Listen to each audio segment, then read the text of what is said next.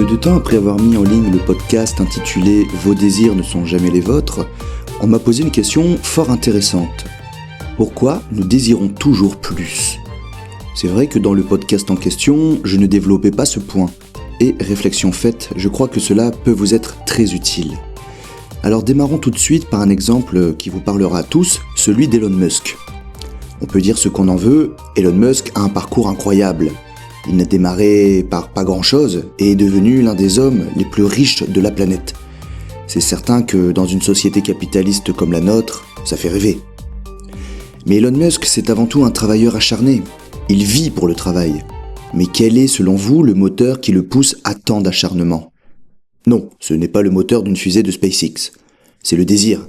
Le désir de réussir, le désir d'atteindre l'objectif fixé, le désir d'aller au-delà des limites.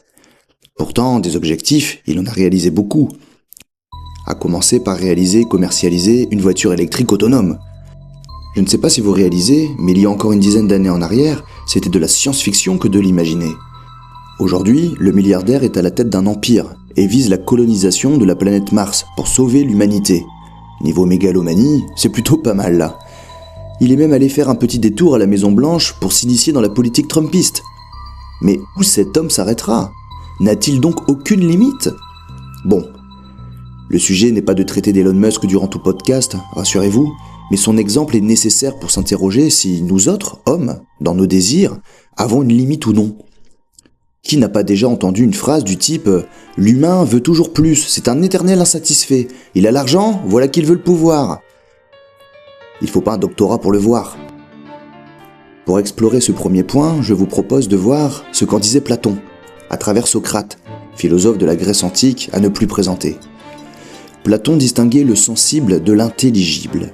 Pour lui, le sensible était accessible par nos sens. C'est la matière, les plaisirs terrestres, les émotions, c'est tout ce qui relève de ce que l'on ressent. Le sensible est muable, il peut changer, il est considéré comme imparfait. L'intelligible est plus difficile à concevoir. Il s'agit des idées, de l'immuable, de la perfection. Dans les dialogues platoniciens, Socrate disait que philosopher, c'était apprendre à mourir. Parce que si on a peur de mourir, c'est bien pour ne jamais nous y préparer. La cause viendrait du fait que nous habituons trop notre âme à aimer les plaisirs de la terre et du sensible, si bien qu'elle finit comme clouée au corps et ne peut jamais s'élever pleinement vers l'intelligible, la perfection, l'immuable. Par exemple, si nous craignons la mort, ce n'est pas pour la mort en tant que telle, car personne ne la connaît, mais pour le manque qu'elle engendrerait. On craint manquer de nos proches. On craint manquer des seuls plaisirs qu'on a connus jusqu'ici. Pour nos proches, on les connaît de par nos sens. On les voit, on les sent, on les touche. Et les émotions qui nous engendrent se font aussi sentir par les sens. Ils nous font rire, pleurer, ils nous mettent en colère, etc. Si nous sommes trop attachés au ressenti du corps, l'âme ne peut oser espérer saisir la vérité, car la vérité est une vertu. La vertu ne peut être matière. Elle appartient à l'intelligible, à la perfection. Socrate disait donc dans les dialogues de Platon que celui qui est attaché au plaisir des sens ne pourra jamais être satisfait, car ils sont éphémères, incomplets, imparfaits. Ils ne peuvent satisfaire l'âme pour l'éternité. Si l'homme ne fait pas un effort d'isoler son âme par la pensée, la philosophie, en tentant de la détacher des sens, du corps, alors ce dernier se retrouve prisonnier dans ses désirs, il en devient l'esclave.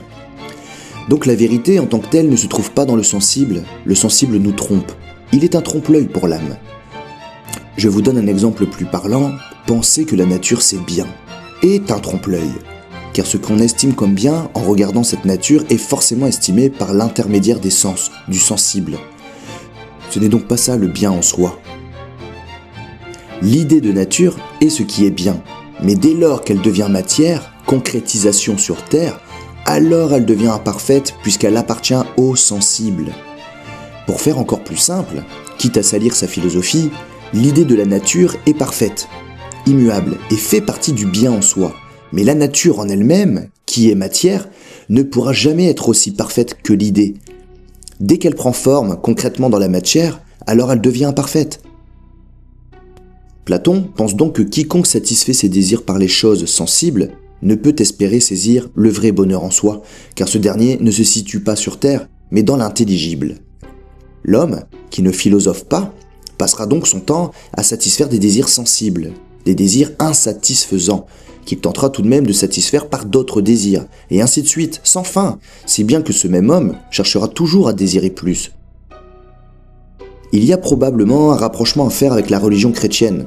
Quand Jésus affirme que la vraie vie n'est pas ici-bas, mais au royaume des cieux, ça fait sens. C'est d'ailleurs ce que propose la philosophie de Kierkegaard. Dans son livre « Ou bien », il offre une pensée qui conduit à la chrétienté de cette façon.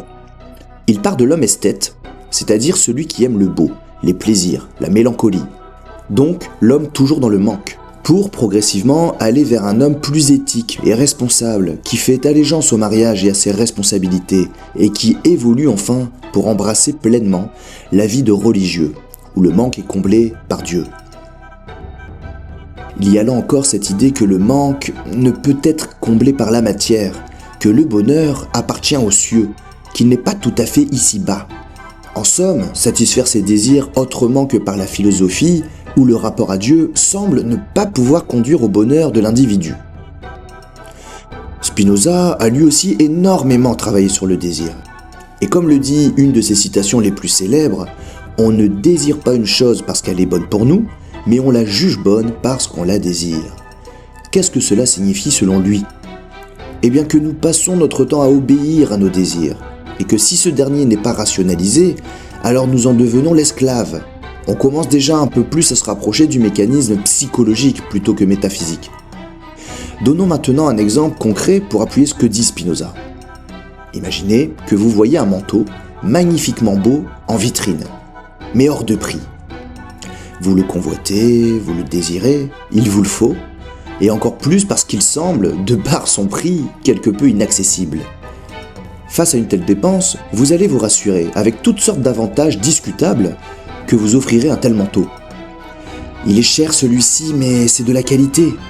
Je le garderai plus longtemps. Celui-ci d'ailleurs, il tient bien chaud. En plus, mes autres manteaux commencent à s'user. Bref, vous le jugerez bon parce que vous le désirez. Mais il s'agit là encore d'un désir matériel, sensible, comme dirait Platon. Spinoza considère les désirs d'action, c'est-à-dire gouvernés par la raison, comme étant puissance. Ils conduisent à connaître Dieu. Diantre, voilà encore Dieu qui se mêle au désir. N'est-il pas possible de les envisager sans lui ? Selon Spinoza, il existerait les désirs de passion, incontrôlables et douloureux, et les désirs d'action, dominés par la raison et conduisant à la joie. Finalement, ce que semble dire Spinoza, c'est que lorsque nous portons la raison sur les désirs, nous apprenons à les connaître. Et plus nous connaissons nos désirs, et mieux nous contrôlons cette souffrance. Mieux encore, nous parvenons à diriger nos désirs vers ce qui nous rend réellement heureux. Fini donc de désirer toujours plus. Place au désirer mieux. On peut dire en quelque sorte que Spinoza a ouvert le champ de la psychanalyse malgré lui. Lorsqu'il dit que les hommes se croient libres parce qu'ils ignorent les causes qui les déterminent. On sent bien qu'il y avait là la naissance conceptuelle de l'inconscient. Schopenhauer contribue encore plus au concept dans son œuvre Le monde comme volonté, comme représentation. Pour lui, la représentation, c'est ce qu'on fait du monde que l'on observe, et la volonté, c'est une force immanente et énigmatique qui nous pousse dans notre être. Elle est irrationnelle et se fout bien de la morale. En quelques mots, Schopenhauer montre que la conscience n'est pas souveraine, il y a autre chose qui gouverne l'individu et qu'il appelle volonté. Alors, quelque chose qui gouverne l'individu, plus que sa conscience elle-même, et qui n'a pas de morale d'ailleurs, ce n'est pas sans rappeler le concept topologique de Freud. Le ça. Le ça, c'est la cave sombre de la psyché freudienne. C'est un réservoir pulsionnel, aveugle, régi uniquement par le plaisir, qui ignore la morale, la logique et le temps. Schopenhauer disait également que le désir naît du manque, et que le manque est souffrance. Nous avons donc vu que chez Platon, la souffrance du manque ne peut être soignée que sous la condition d'une philosophie qui amène à croire à une espèce d'au-delà des idées. Chez Spinoza, il semblait également qu'un désir d'action amenait à la joie dans le but de connaître Dieu. Et j'ai même fait un lien avec la chrétienté. Toutefois, prenons garde, Spinoza n'évoque pas un Dieu biblique, car selon lui, Dieu c'est avant tout la nature, c'est ce qu'il appelle la substance. Chaque atome composant l'univers est en Dieu. Et la force qui pousse tout être vivant à survivre et perpétuer son espèce pour persister en Dieu est appelée le conatus. Par conséquent, désirer est un élan du conatus qui agit à travers nous. Et connaître nos désirs permet de comprendre ce que veut Dieu. C'est réaliser la force du conatus en nous, au-delà de notre conscience. C'est assez complexe, alors je vous donne un exemple très concret. Vous tombez pleinement amoureux, mais cela vous fait souffrir. Après avoir rationalisé votre désir, vous comprenez que le conatus vous pousse à survivre et perpétuer votre espèce. Et pour cela, elle vous a doté d'un cerveau, issu donc de l'évolution biologique, capable de vous faire croire en l'amour. Connexion synaptique et production chimique se déclenchent à la vue de la personne aimée. Vous êtes persuadé qu'un amour transcendant et propre uniquement à l'humain vous traverse le cœur et l'âme, mais en réalité, vous ne faites qu'obéir à ce que veut la vie. À ce que veut la vie, mais ce n'est pas une volonté consciente. Et c'est là d'ailleurs un peu l'inexplicable. Toujours est-il qu'on n'a pas encore acheté le manteau. Freud dirait que la pulsion qui vous habite est dirigée par le ça. Le ça, c'est ce qui veut là tout de suite maintenant. Et toute morale ou toute règle lui sont bien égales. Votre ça vous pousse à vous emparer du manteau pour le satisfaire immédiatement. Mais il y a le surmoi qui s'interpose. Lui vient faire barrage avec les règles, avec ce qu'on peut ou ne peut pas, en s'aidant de ce qu'il connaît, de ce qui est bien ou mal, notamment. Si nous écouterions uniquement le ça, chacun ferait ce que bon lui semble, sans réfléchir. Tout le monde s'entretuerait. C'est le surmoi qui permet de se canaliser, de temporiser, de faire barrage au ça. C'est lui qui nous dit « Ne l'achète pas ce manteau, il est cher. Tu vas galérer à remplir le frigo et tu as déjà 3 autres manteaux encore fonctionnels dans l'armoire. » Le ça, dans un certain sens, ne souhaite que l'immédiateté de l'agréable, parce qu'il est poussé par le conatus. Et tout ce qui lui est agréable lui fait maintenir l'individu dans la survie. C'est un peu l'exemple du chien. Si un inconnu lui offre une boulette de viande à l'odeur appétissante, il va se jeter dessus pour l'avaler, tout de suite, maintenant. S'il avait une conscience, un surmoi, il se serait demandé pourquoi un inconnu chercherait à lui offrir de la viande. Le surmoi le préviendrait que potentiellement, il s'y cache du poison. Comme je viens de le dire, le ça cherche la satisfaction immédiate. Mais pour être satisfait, il faut que ça fasse du bien. Or, je le répète pour la 100e fois au passage, Schopenhauer disait que le désir naît du manque, et que le manque est souffrance. Si le ça cherche la satisfaction, il ne peut l'obtenir par la souffrance du manque. Par conséquent, il passe son temps à désirer. Pour le psychanalyste Jacques Lacan, le psychisme est une structure langagière. On ne désire pas un objet en tant que tel, mais on désire ce qu'il représente dans la symbolique langagière. On ne peut désirer vraiment le manteau, mais on désire ce qu'il représente pour nous.